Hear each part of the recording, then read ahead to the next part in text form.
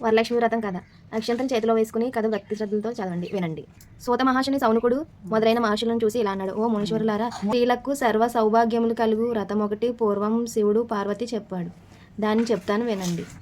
ఒకరోజు కైలాస పర్వతమున శివుడు తన సింహాసనం మీద కూర్చుని ఉండగా పార్వతీదేవి ఆయన్ని సమీపించి, దేవా, లోకంలో స్త్రీలు ఏ వ్రతం చేస్తే సర్వ సౌభాగ్యములు పుత్ర పౌత్రదాలు కలిగి సుఖశాంతులతో ఉంటారో అటువంటి వ్రతమేదో సెలవీయండి అని అడగగా పరమేశ్వరుడు చెప్పాడు: ఓ దేవి, స్త్రీలకు పుత్ర పౌత్రాది సంపత్తులిచ్చే వ్రతం ఒకటి ఉంది. దాని పేరు వరలక్ష్మి వ్రతం. ఆ వ్రతమును శ్రవణ మాసంలో శుక్లపక్ష పూర్ణముకి ముందుగా వచ్చే శుక్రవారం రోజు చేయవలెను. పార్వతీదేవి, నాదా, ఆ వరలక్ష్మి వ్రతం ఎలా చేయాలో, ఏ దేవుని పూజించాలి, ఏ విధంగా చేయాలి, దేనినైనా ఇంతవరకు ముందు చేశారా, ఆ వివరణని చెప్పండి అని అడగా శివపార్వతి దేవిని చూసి, ఓ కాత్యాయని, వరలక్ష్మి వ్రత విశేషాలు చెప్తాను, విను. పూర్వం మగధ దేశమున కుండనమున అనే ఒక పట్టణం ఉండేది. ఆ పట్టణం నిండా బంగారు ప్రకారంలో బంగారు గోడలు కల ఇల్లు ఉన్నాయి. అందులో చారుమతి అనే ఒక బ్రాహ్మణ స్త్రీ ఉన్నది. ఆమె పతియే ప్రత్యక్ష దైవంగా భావించి తెల్లవారుజామునే లేచి స్నానం చేసి ప్రతి దేవుని పువ్వులతో కొలిచి ఆ తర్వాత అత్తమామలను అవసరమైన అనేక సేవలు చేసి ఇంటి పనులన్నీ ఓర్పుతో నేర్పుతో చేసుకుంటుంది. అందరితో మితంగా గానీ ప్రియంగా గానీ మాట్లాడుతుండే. ఇంత అనుకుగా ఉన్న మహాపతివ్రతను చూసి మహాలక్ష్మి ఆమె మీద అనుగ్రహం కలిగింది. ఆ రోజు ఆ మహా ఇల్లాలతో కలలో ప్రత్యక్షమై మహాలక్ష్మి ఇలా చెప్పింది: ఓ చారుమతి, నేను వరలక్ష్మి దేవిని. నీ నడవడిక చూసి నీ మీద అనుగ్రహం కలిగి నీకు ప్రత్యక్షమయ్యాను. శ్రవణ మాసంలో శుక్లపక్ష పూర్ణమికి ముందుగా వచ్చే శుక్రవారం రోజు నువ్వు నన్ను పూజించితే నీకు కోరిన వరం ఇస్తానని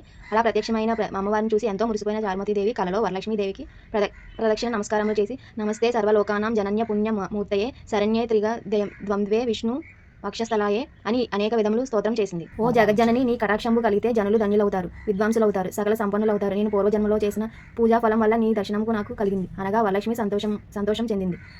ఆ వెంటనే మెలకు వచ్చి నాలుగు వైపులా చూస్తే చారుమతి వరలక్ష్మీదేవి కనబడలేదు.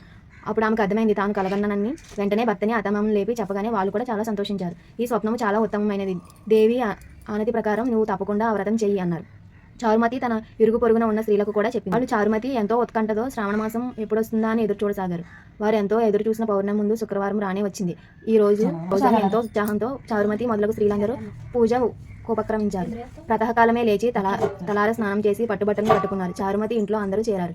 అక్కడ ఒక ప్రదేశంలో గోమాయుధతో అలికారు. ఒక మంటపం ఏర్పరిచారు. దాని మీద ఒక ఆసనం వేశారు. ఆసనం పైన కొత్త బియ్యం పోసి మర్రి చిగుళ్ళు మామిడాకులు అలంకారంతో కలశం ఏర్పరిచారు. అందులోకి వరలక్ష్మీదేవిని ఆవాహనం చేశారు. చారుమతి మొదలగు స్త్రీలంతా ఎంతో భక్తి శ్రద్ధతో పూజ చేశారు. పద్మాసనే పద్మకరే సర్వలోకైక పూజితే నారాయణే ప్రియే దేవి సుప్రీత భవ సర్వదా అను ఈ శ్లోకంతో ధ్యాన వాహనమది షోడోపచార పూజ చేశారు. 9 సూత్రములు గల తోరణాన్ని కుడి చేతికి కట్టుకున్నారు. వరలక్ష్మీదేవికి అనేక రకమైన పిండి వంటలు చేసి నైవేద్యం పెట్టారు. దాని తర్వాత ప్రదక్షిణం చేస్తుండగా స్త్రీలందరూ గుమగుమలని శబ్దం. వెంటనే తన కాళ్ళను చూసుకుంటే గజ్జలు మొదలైన ఆభరణాలు కనిపించాయి.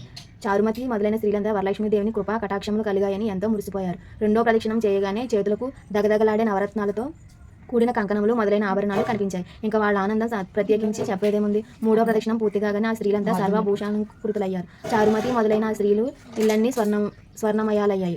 వారు దోవలో చారుమతి భాగ్యమును తమ భాగ్యమును ముచ్చడించుకుంటూ వెళ్లారు. లక్ష్మీదేవి తనంతట తానే స్వప్నంలో వచ్చి ప్రత్యక్ష కమటం వంటే మాటల చారుమతి ఎంతో అదృష్టవంతురాలనుకున్నారు. చారుమతికి ప్రత్యక్షమైన విధానం తమ మటుకే దాచుకుని తను ఒకటే పూజించకుండా తమందరికీ చెప్పి తమకు కూడా ఇంతటి సౌభాగ్యం కలిగజేసిన చారుమతి ఎంతటి పుణ్యురాలు. అలాంటి ఆమె పరిచయం కలిగి ఉండడం తామెంత భాగ్యవంతులని ఎంతో మురిసిపోయారు. అప్పటి నుంచి చారుమతితో సహా వారందరూ క్రమం తప్పకుండా ప్రతి సంవత్సరం ఈ పూజ చేస్తూ పుత్ర పౌత్రాభివృద్ధి కలిగి ధన కనక వస్తు వాహనములు కలిగి సుఖ సంతోషాలతో ఉన్నారు.